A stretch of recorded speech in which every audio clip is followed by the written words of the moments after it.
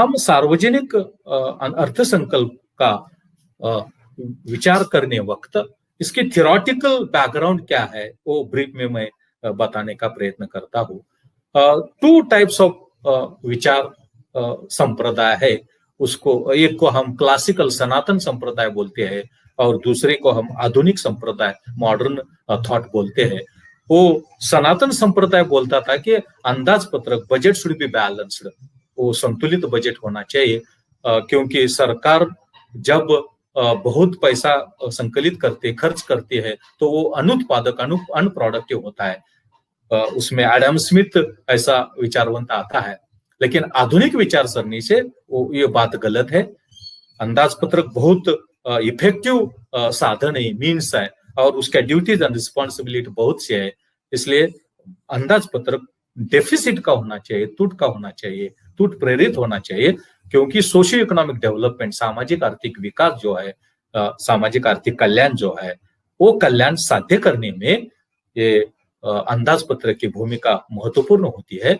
इसलिए हम अंदाज पत्रक मर्यादित, लिमिटेड और बैलेंस्ड, संतुलित होना नहीं चाहिए, वो बड़ा होना चाहिए और वो टूट का होना चाहिए, डेफिसिट होना चाहिए। ऐसा कुछ विचार प्रवाह, आधुनिक विचार प्रवाह उसको माना जाता है।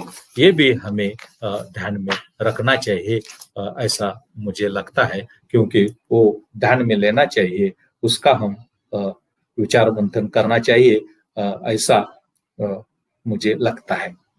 सार्वजनिक अंदाज पत्रक है, सरकार का अंदाज पत्रक है, वो सरकार का अंदाज पत्रक कैसा तैयार हो जाता है, कैसा तैयार किया जाता है, कैसा तैयार हो जाता है, उसकी बजट मेकिंग प्रोसेस, अंदाज पत्रक तैयार करने की प्रक्रिया क्या होती है, वो तैयार करने की प्रक्रिया हमें ध्यान में लेना चाहिए, हमें उसका स्पष्टीकरण ध्यान में लेना चाहिए। अगर हम बजट मेकिंग प्रोसेस का अगर हम प्रयास करेंगे ध्यान में लेने का, तो हमें एक महत्वपूर्ण बाब है। वो महत्वपूर्ण बाब ये है कि बजट तैयार करने की प्रक्रिया हमारी जी संविधान है, कॉन्स्टिट्यूशन है, हमारी जो घटना है, इस घटना के फ्रेमवर्क में होती है। दूसरे शब्दों में हम ऐसा बोलेंगे कि सार्वजनिक अंदाज पत्रक देश में और राज्य में संविधान के अनुरूप और संविधान के डिमांड के वास्ते, संविधान में उसकी तरतूद है, प्रोविजन है, इसलिए तैयार करना पड़ता है। उसको संविधान का बेस है, कॉन्स्टिट्यूशन का बेस है। अंदाज पत्रक सरकार को ध्यान में आया और अंदाज पत्रक तैयार किया और उसकी कार्यवाही की, ऐसा नहीं होता। अंदाज पत्रक तैयार करना, वो प्रिपेयर करना, ये संविधान में उसकी प्रोविजन है, कॉन्स्टिट्यूशन में उसकी प्रोविजन है, और कॉन्स्टिट्यूशन के फ्रेमवर्क में उसका तैयार करना आवश्यक रहता है, उसका प्रिपरेशन करना आवश्यक है। अगर हम केंद्र सरकार की अगर हम बात करेंगे, तो केंद्र सरकार के ये जो सेंट्रल बजट होता है, केंद्रीय अंदाज पत्रक होता है, वो हमारे संविधान में आर्टिकल 112 112, ये आर्टिकल 112 में 112 में आर्टिकल प्रोविजन है हमारे कॉन्स्टिट्यूशन में, संविधान में, कि केंद्र सरकार ने, सेंट्रल गवर्नमेंट ने अंदाज पत्रक तैयार करना चाहिए। वो उसकी उद्दिष्ट, पर्पजेस, ऑब्जेक्टिव निश्चित करनी चाहिए, उसको आवश्यक महसूल, रेवेन्यू संकलित करना चाहिए, और उसकी कार्यवाही, उसकी इंप्लीमेंटेशन बहुत इफिशिएंट, बहुत कार्यक्षम करनी चाहिए, ऐसी प्रोविजन है। इसलिए हमें ये कॉन्स्टिट्यूशन को फ्रेमवर्क में, कॉन्स्टिट्यूशन के फ्रेमवर्क में हमें एक कार्यवाही और प्रिपरेशन, मेकिंग प्रोसेस करनी पड़ती है, करना चाहिए। तो कॉन्स्टिट्यूशन, संविधान के 112 आर्टिकल के हिसाब से, उस प्रोविजन से केंद्र सरकार को, सेंट्रल गवर्नमेंट को अंदाजपत्रक, अर्थसंकल्प, पब्लिक बजट करना चाहिए। अगर हम पब्लिक बजट की मेकिंग प्रोसेस, तैयार करने की प्रक्रिया अगर हम ध्यान में लेने का प्रयास करेंगे तो उसमें प्रमुख मेन 4 स्टेजेस है। 4 स्टेजेस है, 4 अवस्था है। इसमें प्रिपरेशन, तैयार करना, अंदाजपत्रक तैयार करना, सबमिशन, सादर करना, अप्रूवल के लिए सबमिट करना, भेजना। तीसरे स्टेज में जब अप्रूवल मिलता है, मान्यता मिलती है, तब उसकी कार्यवाही करना, इंप्लीमेंट करना। तो बजट मेकिंग प्रोसेस में 4 स्टेजेस है, 4 अवस्था है, 4 स्टेजेस है। प्रिपरेशन, अंदाजपत्रक तैयार करना, मान्यता, अप्रूवल के लिए भेजना, देन उसकी कार्यवाही करना, अमलबजावनी करना, और 4th स्टेज है उसका लेखा परीक्षण, उसका ऑडिट। इस 4 स्टेजेस से ये अंदाजपत्रक, अर्थसंकल्प, पब्लिक बजट जाता है। 1 बाय 1 ये जो स्टेजेस है बजट मेकिंग प्रोसेस के, उस स्टेजेस पे हम कुछ लाइमलाइट, प्रकाश देने का प्रयास करेंगे।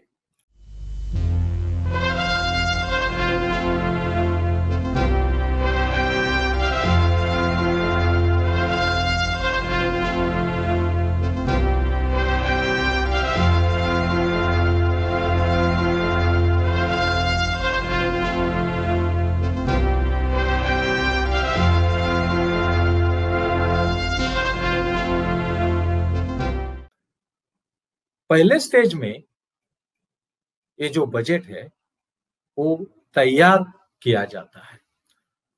हम केंद्र सरकार, सेंट्रल गवर्नमेंट के बजट के बारे में हम बोल रहे हैं। तो पहले फर्स्ट एक्टिविटी उसमें जो होती है, केंद्र सरकार नोटिफिकेशन इशू करता है, सूचना देता है। और ये सूचना 6 मंथ्स बिफोर, 6 महीने बिफोर वो सूचना इशू करती है, पब्लिश करती है। हमारे बजट का जो आर्थिक वर्ष, फाइनेंशियल ईयर होता है, वो 1 अप्रैल से 31 मार्च तक होता है, 1 अप्रैल टू 31 मार्च। उसकी कार्यवाही 1 अप्रैल से शुरू होती है। उससे पहले 6 महीने, अक्टूबर नवंबर से वो नोटिफिकेशन निकाली जाती है कि कमिंग फाइनेंशियल ईयर, आने वाले वित्तीय वर्ष के लिए हमें केंद्र सरकार का केंद्रीय अर्थसंकल्प, अंदाजपत्रक हमें करना चाहिए, हम अंदाजपत्रक करेंगे। जब नोटिफिकेशन केंद्र सरकार के वित्त विभाग, फाइनेंस डिपार्टमेंट हम बोलते हैं, वो निकालती है, वो नोटिफिकेशन गवर्नमेंट के सब मिनिस्ट्री, सब डिपार्टमेंट्स, सब खाते के लिए जाती है।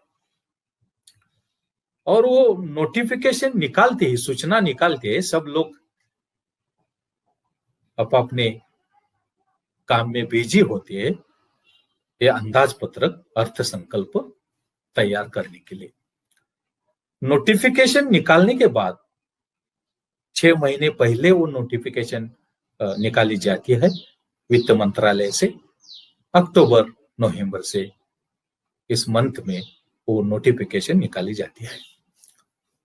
जब नोटिफिकेशन निकाली जाती है तो ये जो मंत्रालय, डिपार्टमेंट्स होती है, मिनिस्ट्रीज होती है, ये ईच मिनिस्टर में वो जो प्रत्येक खाता मंत्रालय का होता है, एजुकेशन मिनिस्टर अलग होता है, आरोग्य मिनिस्टर अलग होता है, शेती मंत्रालय अलग होता है।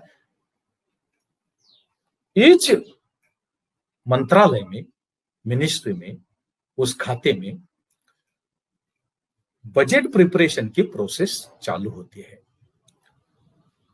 उसमें ये देखा जाता है कि आने वाले बरस में, वित्तीय बरस में, फाइनेंशियल ईयर में हमें कौन कौन से एक्टिविटीज करना चाहिए।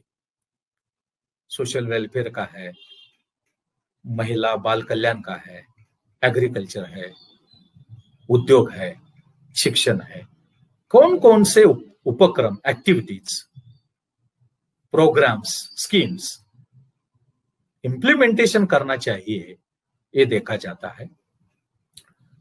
कौन से एक्टिविटीज, उपक्रम, योजना, कार्यक्रम कंटिन्यू करना चाहिए जो अब है, एग्जिस्ट में है, उसके अमलबजावनी शुरू है, वो कौन से कंटिन्यू करना चाहिए, कौन कौन से कंटिन्यू करना चाहिए, वो भी देखा जाता है।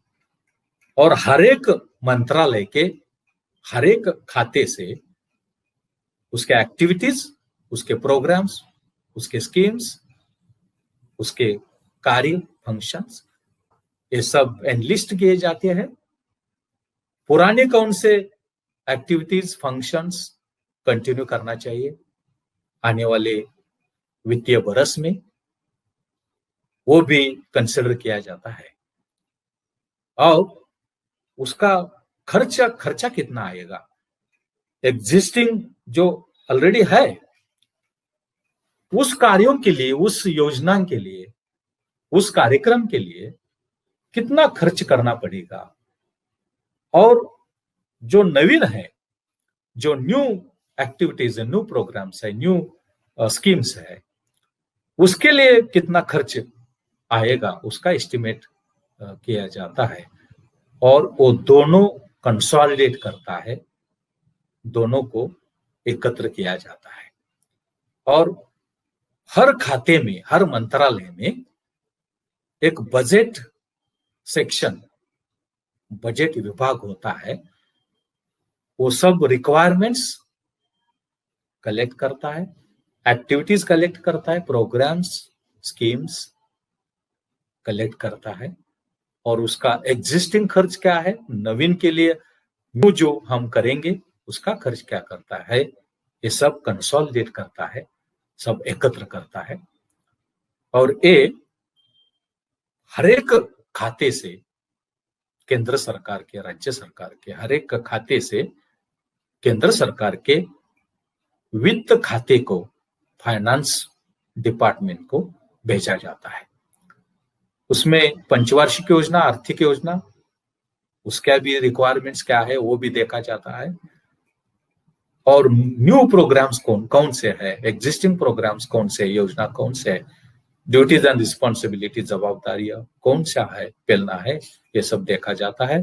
उसका खर्च एस्टिमेट कर किया जाता है, और वो कंसोलिडेट करके वो बराबर किया है कि नहीं, वो बजट सेक्शन हर एक मंत्रालय का, हर एक खाते का वो देखता है, और उसको थोड़ा सा स्क्रूटिनाइज करके सब मंत्रालय, सब खाती केंद्र सरकार की, वो केंद्र सरकार के फाइनेंस डिपार्टमेंट को भेजते हैं।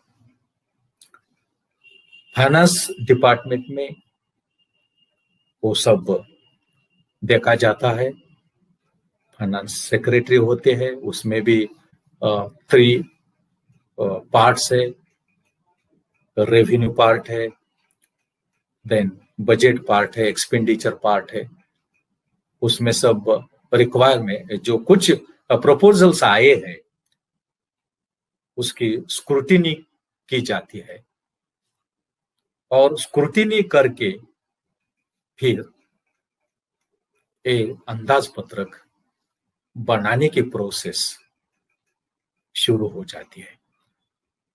फ्रॉम बॉटम टू टॉप सब रिक्वायरमेंट्स एग्जिस्टिंग और फ्यूचर सब देख के उसको खर्चा कितना आएगा, महसूल कितना संकलित किया जाना चाहिए, सब ये देख के रफ प्लान किया जाता है, रफ एस्टिमेट किया जाता है, अंदाज पत्र किया जाता है, और वो केंद्र सरकार को, फाइनेंस डिपार्टमेंट को भेजा जाता है।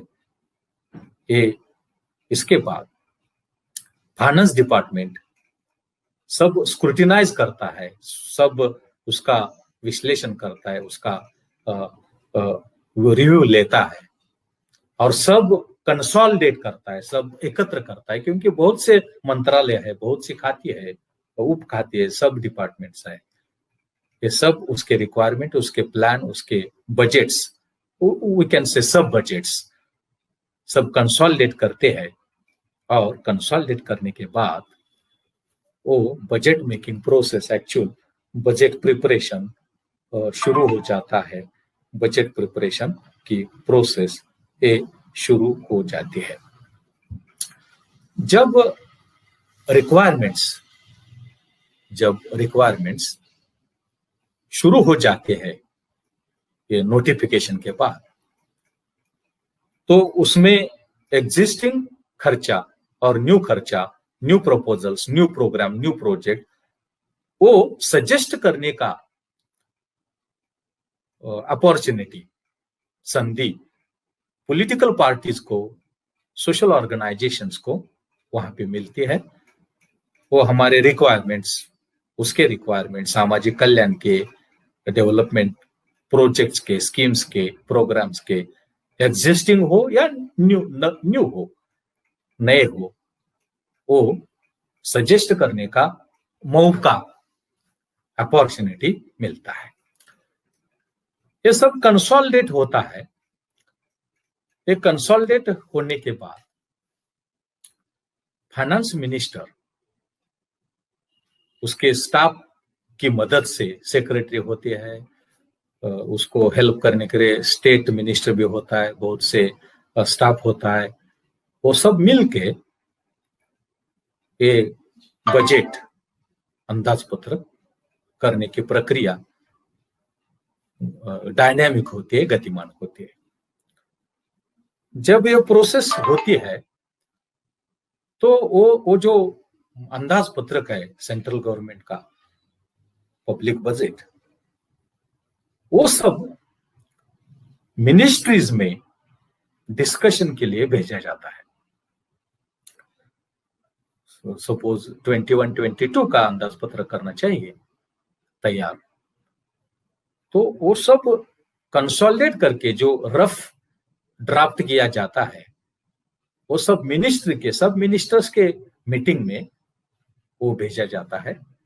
डिस्कशन होता है, स्क्रूटिनाइज होता है, क्या होना चाहिए, कुछ होना नहीं चाहिए, कुछ रिवीजन करना चाहिए, क्या करना चाहिए, कुछ एज इट इज रखना चाहिए, सब डिस्कशन होता है। और पहले स्टेज में मिनिस्ट्री उसको, सब मिनिस्टर्स की उसको अप्रूवल मिलती है, सब मिनिस्टर्स की उसमें उसको अप्रूवल मिलती है।